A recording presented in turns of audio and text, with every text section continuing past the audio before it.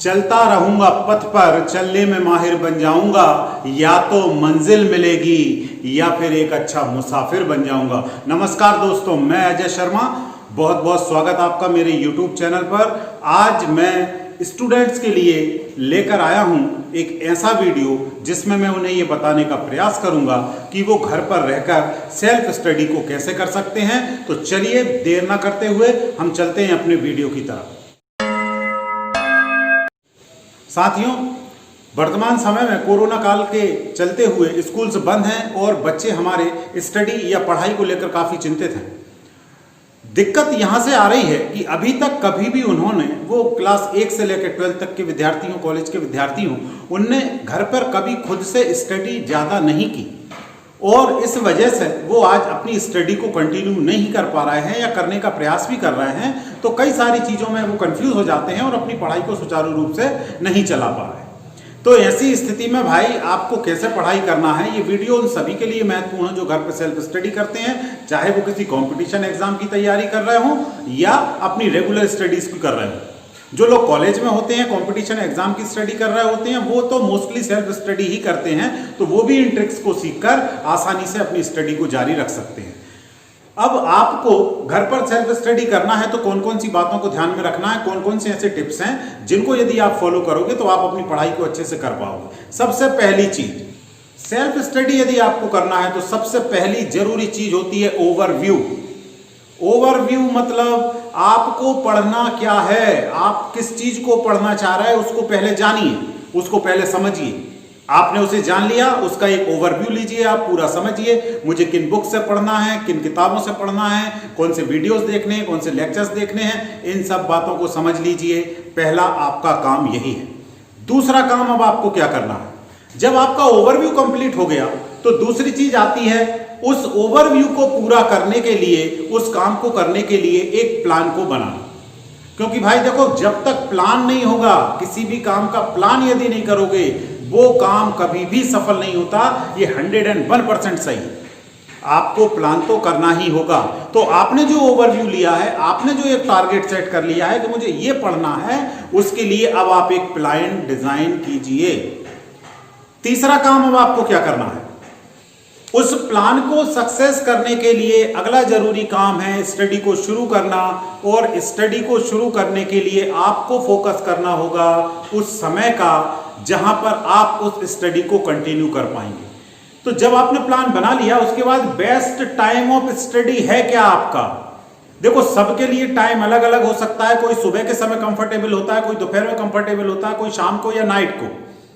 और आप सुबह किसी दूसरे काम में एंगेज हैं या दोपहर को, आप अपने हिसाब से तय कीजिए आपका कौन सा समय फ्री होता है और उस टाइम को आप डिजाइन कीजिए अपनी सेल्फ स्टडी के लिए। वो जो सबसे अच्छा टाइम आपका हो।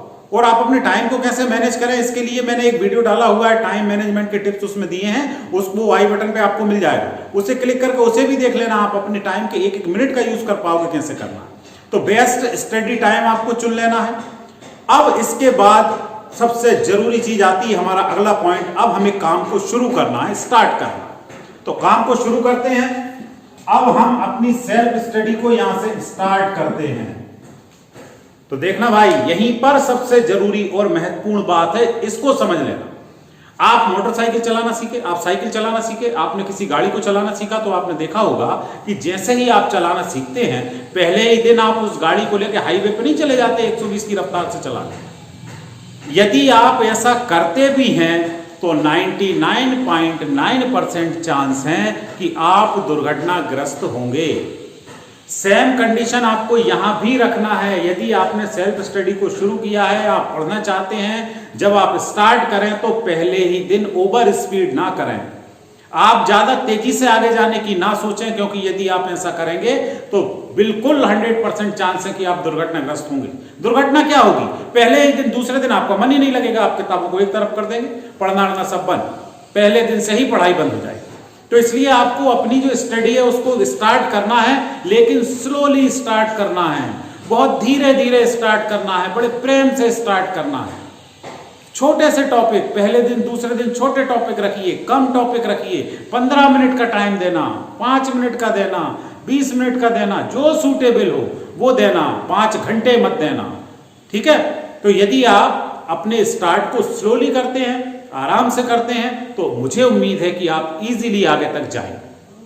अब अगले पॉइंट को देखते हैं, आगे आपको अब क्या करना है। जब आपने स्टडीज को शुरू कर लिया, पढ़ाई को शुरू किया, टॉपिक जो भी था आपका, छोटा था बड़ा था वो मायने नहीं रखता, लेकिन जो भी चीज आप पढ़ रहे हैं आप उसके नोट्स जरूर बनाइए। उसके प्रॉपर नोट्स बनाना बिल्कुल मस्ट है, कंपलसरी है, आपको बनाना ही चाहिए। अब नोट्स कैसे बनाएं भैया? नोट्स का मतलब ये नहीं होता, नोट्स से एक दिमाग में ये हम लगा लेते हैं कि यार नोट्स मतलब प्रश्नोत्तर को लिखना, ऐसा नहीं। नोट्स मतलब जो भी चीज आपने बुक में पढ़ी, जो बुक में आपने समझा, उस चीज को आप अपने हिसाब से अपने शब्दों में कैसे व्यक्त कर सकते हो। आप जो भी उसका हो सकता है कि 1 पेज की कहानी हो, आप 1 लाइन में उसको लिख सकते हो, या 2 लाइन में लिख सकते हो, 1 पैराग्राफ में लिख सकते हो, जो भी सूटेबल हो आपको उसके बारे में रिमार्क जरूर करें, उसे अपनी कॉपी के अंदर नोट करें। वो आपके नोट्स होंगे, ये नोट्स आपको बेनिफिशियल होंगे कहाँ? ये जब आप रिवीजन करेंगे, उस चीज को दोबारा पढ़ेंगे। तो यदि आप प्रॉपर नोट्स बना लेंगे तो अच्छा, किताब में जो लिखा है, किताब में जो छपा हुआ है, तो यार एक आदमी ने लिखा था, एक मनुष्य था आपके जैसा, उसने लिखा हुआ है। जब वो समझ के लिख सकता है तो आप पढ़ के समझ सकते हैं। इसमें कोई रॉकेट साइंस नहीं है कि यदि लिखा हुआ है तो हमें समझ में नहीं आता। क्यों नहीं आएगा? जब जिसने लिखा है, जब वो लिख सकता है तो आप समझ क्यों नहीं सकते? तो ये कॉन्फिडेंस अंदर लेके आना होगा। इस कॉन्फिडेंस को लेके आओ, इस कॉन्फिडेंस को जिंदा करो, और जिंदा करने के बाद ये जो टिप्स मैं बता रहा हूं, तरीके जो बता रहा हूं, इनको थोड़े थोड़े फॉलो करो। कुछ दिन में ऑटोमेटिकली आपकी स्पीड बिल्कुल बुलेट ट्रेन की तरह हो जाएगी, सब कुछ आने लगेगा। तो आप प्रॉपर नोट्स जरूर बना लें। अगला काम क्या करना है? अब अगला काम, सबसे पहले कठिन विषय को चुनना, डिफिकल्ट सब्जेक्ट फर्स्ट। जो महत्वपूर्ण सब्जेक्ट हैं, जो कठिन आपके लिए, उन्हें आप पहले लेके आए, शुरुआत उनसे कीजिए। हम उल्टा करते हैं, हम जो सरल चीजें हैं, इजी चीजें, उनको पहले लेके आते हैं, कठिन को बाद के लिए रखते हैं। हम फिर एक निश्चित समय के बाद ऊब चुके होते हैं, बोरियत हमें होने लगती है, और फिर हम अपने कठिन सब्जेक्ट को छोड़ ही देते हैं। तो सबसे पहले किसे लेके आओ भैया? कठिन सब्जेक्ट को लेके आओ। कठिन वाले सब्जेक्ट को पहले रखो, इसी प्लानिंग के तहत उस पर काम करो। तो जब आप इस प्लानिंग के तहत काम करेंगे तो आपका जो सब्जेक्ट है, जो कठिन वाला सब्जेक्ट है, वो धीरे धीरे धीरे आपको आना शुरू हो जाएगा। फिर अगला महत्वपूर्ण काम जो आपको करना है वो है, अब आप ध्यान रखना, आप मल्टीटास्किंग मत करना। जब आप काम को कर रहे हैं, आपने पढ़ाई को शुरू किया, तो आपको कोई दूसरे टास्क नहीं होने चाहिए, कोई दूसरे कार्यों को उस बीच में लेके मत आओ। ना आप अपने मोबाइल को यूज करना है आपको, ना आपको किसी दोस्त से बात करनी है, ना फैमिली मेंबर से बात करनी है, ना टीवी देखनी है। मतलब उतना समय केवल स्टडी के लिए ही रखना है, मल्टीटास्किंग नहीं। आपने देखा होगा, आपके पास मोबाइल फोन होते हैं, मोबाइल फोन में 4-5 चीजें इकट्ठी खोल दो, जल्दी जल्दी काम करो, आप देखते हो हैंग हो जाएगा। तो जब मशीन हैंग हो सकती है यार, तो तुम भी इंसान हो, तुम भी हैंग हो जाओगे। तो मत करो ऐसा। यदि ऐसा करोगे तो आप बिल्कुल 100% तय है कि आपको सफलता नहीं मिलेगी। तो आपको मल्टीटास्किंग नहीं करनी है। यदि आप पढ़ाई के लिए बैठे हैं तो पढ़ाई पर ही फोकस करें। अगला बहुत ही जरूरी काम, अब आपकी जब पढ़ाई चल रही है उसके बीच में आपको टेक ए ब्रेक, आपको एक ब्रेक लेना, आपको थोड़े समय के लिए रुकना, क्योंकि कंटिन्यूअस आप किसी भी काम को नहीं कर सकते। आप 40 मिनट जो आपको सूटेबल लगे, 40 मिनट, 50 मिनट, 45 मिनट, एक निश्चित टाइम कर लें। उतने के बाद आप 10 मिनट, 15 मिनट के लिए ब्रेक जरूर लें। यदि आप ब्रेक लेंगे तो आपका जो माइंड है वो रिफ्रेश होगा।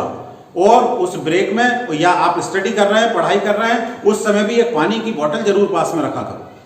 पानी को एकदम नहीं पीना है। आपको करना क्या है, आपको बीच बीच में 10-5 मिनट में 1-2 घूंट पानी की सिप कर लेना। 1-2 घूंट पानी के आप पी लोगे ना, तो आपका शरीर हाइड्रेटेड बना रहेगा और आप देखेंगे कि आपकी एनर्जी बढ़ी हुई है, एकदम से डाउन नहीं होगी। और ये जो ब्रेक लिया है ना, ये ब्रेक बहुत जरूरी, ब्रेक जरूर लो। और ब्रेक में क्या करना है, मोबाइल उठा लो, व्हाट्सएप नहीं भैया। यदि उस मोबाइल को उठा के वहां एंगेज हो गए ना 10 मिनट के लिए, तो सब गड़बड़ है। ब्रेक से लौट के आने ही भूल जाओ। ब्रेक के बाद आओगे नहीं लौट के कि भैया मैं कुछ दूसरा काम भी कर रहा। ब्रेक में क्या करना है, ब्रेक में ऐसे काम को करना जिससे दिमाग को एनर्जी मिले। दिमाग को एनर्जी कैसे मिलेगी? ब्रेक में बाहर आए, छत पे जाना, छत से बाहर दुनिया को देखना, किसी तार पे बैठी हुई 2 चिड़ियों को देखना, किसी गार्डन में चरती हुई या किसी घास के मैदान में चरती हुई किसी गाय को देखना, किसी जानवर को देखना। बस 5 मिनट उसे देखते रहना, करना कुछ नहीं है। वो क्या कर रही है उसे ऑब्जर्व करना। आपको उसके हर एक काम में एक पैटर्न मिलेगा। चिड़िया है तो बैठी हुई है, क्या कर रही है, किस तरीके, आप ऑटोमेटिक देख के मन ही मन आप खुश होने लगेंगे। आपके अंदर से खुशी आएगी, यार देखो ये कर रही है, ये चल रही। हवा हल्की सी चल रही हो, किसी पेड़ को शांति से देखना, उसकी पत्तियों को हिलते हुए देखना, महसूस करना, ऑब्जर्व करना कि क्या हो रहा है। 2-4 दिन करके देखो यार, अपने आप ही आपको एनर्जी आएगी। आप कुछ बताना मुझे, इस पर कमेंट करना वीडियो पे कि सर आपने कहा था, मैंने जाके देखा। कितने दिनों से आप इस प्रकृति से दूर हो, उसके पास जाते ही नहीं, तो उसको ऑब्जर्व कर लो यार 5-10 मिनट, ऑटोमेटिक रिफ्रेश हो जाओगे। रात में कभी खुले आसमान में तारों को देखो, कब से नहीं देखे, छत पे जाना, देखना जरा, अंधेरी रात हो तारों को देखो, तो ये ऑटोमेटिकली क्या मालूम कितनी चीजों को खुद सिखा देंगे आप। तो ये जरूर करना, ब्रेक जरूर आपको लेना। फिर अगला जो जरूरी काम करना है, सेल्फ कंट्रोल आपके पास होना चाहिए। सेल्फ कंट्रोल मतलब इमरजेंसी कॉल भी आ गया, या आपका मन बार बार कहेगा पढ़ाई के बीच बीच में कि यार फोन उठा लूं, एक बार फोन उठा लूं, एक बार मैसेज चेक कर लूं, व्हाट्सएप चेक कर लूं, फेसबुक चेक कर लूं। ये मन तो कहेगा, मन तो मन है, मन तो कहता है, लेकिन उस मन को सही और गलत बताना आपकी जिम्मेदारी है। तो आप बिल्कुल उस मन को कंट्रोल कीजिए, उसमें सेल्फ कंट्रोल लेके आइए। ठीक है, इतना यदि आप करेंगे तो आप खुद से सेल्फ स्टडी को काफी अच्छे से कर पाएंगे। एक अगला और आखिरी जरूरी काम, जब आपने सेल्फ स्टडी को शुरू कर दिया, अब उस सेल्फ स्टडी से आपको रिवीजन जरूर करना है। मान लीजिए आज जो आपने पढ़ा, इसको परसों के दिन आपको एक बार पढ़ लेना। रिवीजन का तरीका बता रहा हूं कैसे करना। आज जो पढ़ा एक दिन छोड़ के परसों के दिन आपको फिर से पढ़ना है। फिर से क्या पढ़ना है? जो नोट्स बनाए थे वो पढ़ना, वो जो आपने 5-7 लाइन में जो कुछ लिख लिया था उसे पढ़ना। तो दूसरे दिन एक दिन छोड़ के रिवीजन किया, उसके बाद आप जो वीकेंड आएगा, जैसे मान लीजिए आपने मंडे किया था, लगभग 5-6 दिन के बाद एक बार फिर उसे पढ़ना, और उसके बाद 1 महीने बाद उसे फिर पढ़ना। ऐसे जब आप पढ़ते रहोगे ना, तो आपको ऑटोमेटिक वो चीज दिमाग में आपकी बनी रहेगी, और एग्जाम के समय जब आप रिवाइज करोगे तो बहुत जल्दी से आपको समझ में आ जाएगी और आपको याद रहेगी, आपके दिमाग से जाने वाली है ही नहीं। यदि आपने उसका प्रॉपर रिवीजन किया तो वो नहीं जाएगी आपके अंदर से, आपके अंदर होगी। बस उसे क्या करना होगा, फ्रेश करना होगा। जैसे मान लीजिए 2-3 महीने उस चीज को नहीं पढ़ पाए प्रॉपर रिवीजन के बाद, तो फिर क्या होगा, उसमें थोड़ी सी धूल जम जाएगी, बस कपड़े से साफ करना, फिर चमक जाएगी, एक बार पढ़ोगे याद आ जाएगी। तो इन सब बातों को यदि आप ध्यान रखोगे, इनको फॉलो करोगे, तो मुझे विश्वास है कि सेल्फ स्टडी को काफी अच्छे से कर लोगे, और सेल्फ स्टडी से आप अच्छे नंबरों के साथ पास हो जाएंगे। ठीक है, तो ये सब बातें ध्यान रखें, फॉलो करें, क्योंकि देखो जिनमें अकेले चलने का हौसला होता है उनके पीछे एक दिन काफिला होता है, ये मत भूलना मेरे दोस्त। यदि अकेले चलने की ताकत रखोगे तो आपके पीछे दुनिया चलेगी, और यदि आप नहीं चल पाएंगे ना, तो आपके पीछे कोई नहीं है, आपके आगे कोई नहीं है, ये बात भी दिमाग में रखना। ठीक है, तो अपने प्रेम से अपने कार्य को आगे करते रहें, पढ़ते रहें। बहुत बहुत मेरी शुभकामनाएं हैं आपको, आपके फ्यूचर के लिए, आपके एग्जाम्स के लिए, आपके हर कार्य के लिए। आप जरूर सफल होंगे, ये अपने आप से जरूर कहा करो। अभी तक आपने यदि मेरे चैनल को सब्सक्राइब नहीं किया है तो चैनल को सब्सक्राइब कर लें, बेल आइकन को प्रेस जरूर कर दें, और यदि आपको वीडियो अच्छा लग रहा है तो आप मुझे कमेंट करके जरूर बताएं, और कौन से टॉपिक आप चाहते हैं, किन टॉपिक पे आपको और बात सुननी है, या कौन से टॉपिक में मैं आपको हेल्प कर सकता हूं, आप जरूर बताएं। और ये वीडियो अच्छा लगा तो इसे सबके साथ शेयर कर दें। बहुत बहुत धन्यवाद सभी।